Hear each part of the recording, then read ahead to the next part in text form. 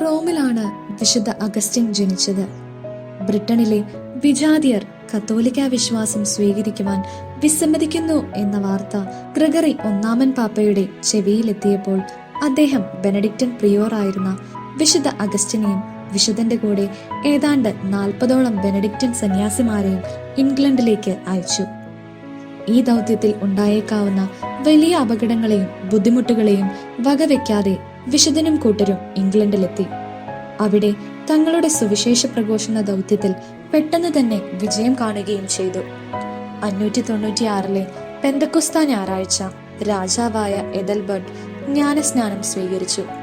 ഭൂരിഭാഗം പ്രഭുക്കളും ജനങ്ങളും അദ്ദേഹത്തിന്റെ മാതൃകയെ പിന്തുടർന്നു. മഹാനായ ഗ്രിഗറി പാപ്പയുടെ ഒരു പ്രതിനിധിയായിരുന്നു വിശുദ്ധ അഗസ്റ്റിൻ. ഗ്രിഗറിയുടെ കാലത്ത് ഐറിഷ് സന്യാസിമാർ ഒഴികെ പ്രേക്ഷിത പ്രവർത്തനത്തെക്കുറിച്ച് പാശ്ചാത്യ സഭയിൽ കാര്യമായ അറിവില്ലായിരുന്നു. മഹാനായ ഗ്രിഗറിയുടെ മഹത്വമാണ് ഇതിന് പുനർജീവൻ നൽകിയത്.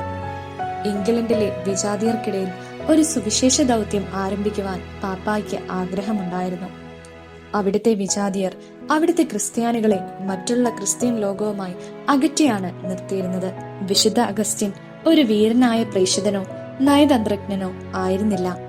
എന്നിരുന്നാലും വളരെ മഹത്തായ പ്രേക്ഷിത പ്രവൃത്തിയാണ് അദ്ദേഹം ചെയ്തത്. തനിക്കുള്ളതെല്ലാം ഉപേക്ഷിച്ച് ഇറ്റലിയിൽ അല്ലെങ്കിൽ ഗൗളിലോ മറ്റു വിദൂര സ്ഥലങ്ങളിലോ സുവിശേഷ പ്രഘോഷണത്തിന് പോകുവാൻ തയ്യാറാകുന്ന ചുരുക്കം ചിലരിൽ ഒരാളായിരുന്നു വിശുദ്ധ അഗസ്റ്റിൻ.